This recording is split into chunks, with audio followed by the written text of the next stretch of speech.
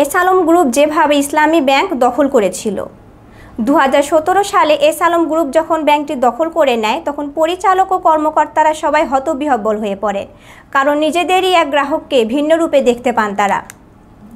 2017 সালের 5 জানুয়ারি পরিবাগের বাসায় ছিলেন ইসলামী ব্যাংকের তৎকালীন ব্যবস্থাপনা পরিচালক আব্দুল মান্নান। ভোরের দিকে হঠাৎ করে তার সঙ্গে দেখা করতে আসেন প্রতিরক্ষা গোয়েন্দা মহাপরিদপ্তরের ডিজিএফআই শীর্ষ পর্যায়ের কয়েকজন কর্মকর্তারা জানান তাদের সঙ্গে যেতে হবে তাকে। তবে আব্দুল মান্নান একাই নন, একইভাবে নিজ নিজ বাসা থেকে তুলে নেওয়া হয় ব্যাংকটির চেয়ারম্যান ও ভাইস চেয়ারম্যানকেও। এরপর তাদের জোরপূর্বক পদত্যাগপত্রে স্বাক্ষর করানো হয়, আর ব্যাংকটি দখল করে নেয় চট্টগ্রাম ভিত্তিক ব্যবসায়ী গোষ্ঠী এস আলম গ্রুপ। পুরো প্রক্রিয়া বাস্তবায়ন করেন গোয়েন্দা সংস্থাটির তৎকালীন কিছু শীর্ষ কর্মকর্তা। ক্ষমতায় তখন শেখ হাসিনা সরকার। অপর মহলে রাজনৈতিক সিদ্ধান্তে ইসলামী ব্যাংক বাংলাদেশকে জামায়াত মুক্ত করার উদ্যোগ বাস্তবায়ন করে সংস্থাটি। নিজেদের এক গ্রাহককে একেবারে ভিন্ন রূপে দেখতে পান ইসলামী ব্যাংকের কর্মকর্তা-কর্মচারীরা। চেয়ারম্যান ও এমডিকে পদত্যাগে বাধ্য করার পর নতুন কর্মকর্তা নিয়োগে চাপ দেওয়া হয় বাংলাদেশ ব্যাংককে। এসব পর্যায়ে ডিজিএফআই জ্যেষ্ঠ কর্মকর্তাদের যুক্ত থাকতে দেখা যায়। ব্যাংকটির কর্মকর্তাদের একটি বড় অংশের বিরুদ্ধে রাজনৈতিকভাবে জামায়াত সমর্থিত হওয়ায় অভিযোগ থাকায় ওই সময়ে কেউ এর প্রতিবাদও করেননি।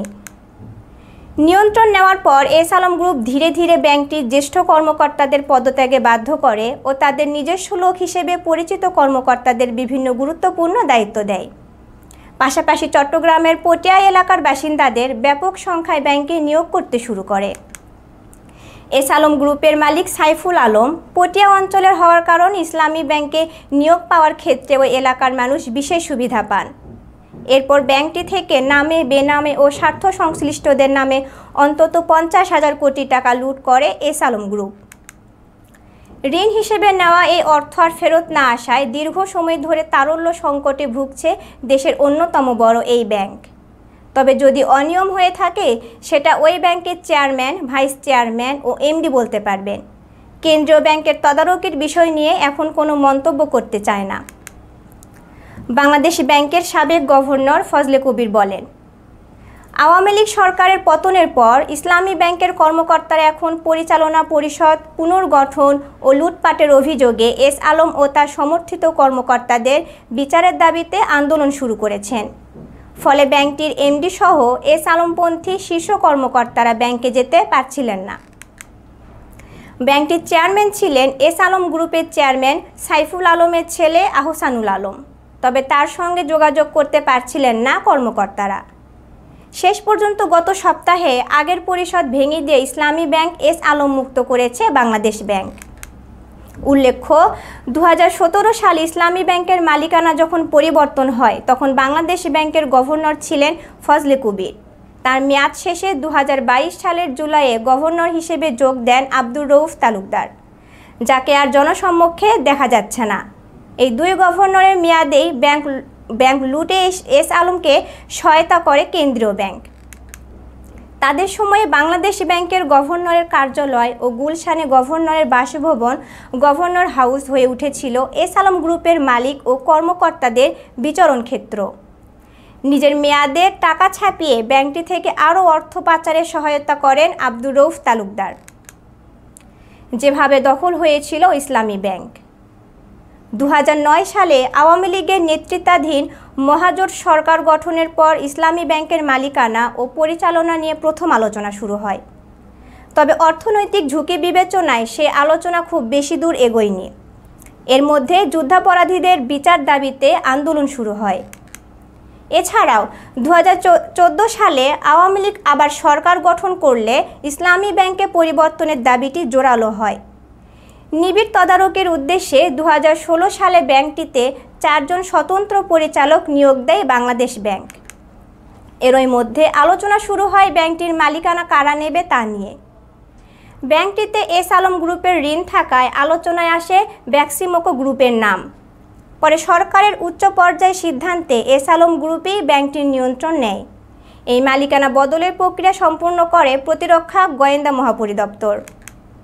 একটি সূত্র জানায়, এই ঘটনায় বড় অঙ্কের অর্থ লেনদেনের অভিযোগ ওঠার পর ইসলামী ব্যাংকের ঘটনায় যুক্ত কয়েকজন সামরিক কর্মকর্তাকে সংস্থাটি থেকে সরিয়ে নেওয়া হয়। তবে কিছু কিছু কর্মকর্তাকে পাঠিয়ে দেওয়া হয়। পরে দেশে ফিরিয়ে এনে কয়েকজনকে পদোন্নতিও দেওয়া হয়। ইসলামী ব্যাংকের মালিকানা পরিবর্তনের দিন যাদের তুলে নিয়ে যাওয়া হয়েছিল, এমন দুজনের পরিবারের সদস্যদের সঙ্গে কথা বলে তাদের কাছে থেকে জানা যায়, 2017 সালে 5 জানুয়ারি ভোরে পরিবাগের বাসা থেকে ডিজিএফআই-এর কর্মকর্তারা ব্যাংকটির তৎকালীন এমডি মোহাম্মদ আব্দুল মান্নানকে তুলে নিয়ে যায়। এরপর কচুক্ষেত্রের ডিজিএফআই কার্যালয়ে তাকে একটি পদত্যাগপত্রে স্বাক্ষর করতে বলা হয়। এ সময় যেখানে উপস্থিত ছিলেন প্রতিরক্ষা গোয়েন্দা মহাপরিদপ্তরের তৎকালীন মহাপরিচালক মেজর জেনারেল মোহাম্মদ আকবর হোসেন। এরপর গভীর রাতে আব্দুল মান্নানকে ছেড়ে দেওয়া হয়। এছাড়াও একই দিন ভোরে নিজ নিজ বাসা থেকে তুলে নিয়ে যাওয়া হয় তৎকালীন চেয়ারম্যান ও ভাইস চেয়ারম্যানকে এবং একই কার্যালয়ে আটকে রেখে পদত্যাগপত্রে স্বাক্ষর করানো হয়। এভাবেই রাতারাতি বদলে যায় ইসলামী ব্যাংকের পরিচালনা পরিষদ ও ব্যবস্থাপনা কর্তৃপক্ষ। পরে দেশ ছেড়ে চলে যান মোহাম্মদ আব্দুল মান্নান। তখন থেকে তিনি যুক্তরাষ্ট্রে বসবাস করছেন। 2017 সালে 5 জানুয়ারি এস আলম গ্রুপ আরাস্তু খানকে 3 বছরের জন্য ব্যাংকটির চেয়ারম্যান পদে নিয়োগ করলেও তিনি 1.5 বছর পূর্ণ হওয়ার আগেই পদত্যাগ করেন। জানা যায়, ব্যাংকটির নিয়ন্ত্রণ নেওয়ার পর শুরুতে সরাসরি ঋণ নেয়নি গ্রুপটি, বরং গ্রুপটির মালিকানায় থাকা first security bank, union bank ও গ্লোবাল ইসলামী ব্যাংকে 3.5 কোটি টাকা জমা রাখে ইসলামী ব্যাংক। সেই আমানতের মেয়াদ ছিল 3 মাস। তবে বছর পার হলেও সেই টাকা ফেরত পায়নি ইসলামী ব্যাংক। এ নিয়ে আরাস্তু খানের সঙ্গে সাইফুল আলমের কথা কাটাকাটি হয়।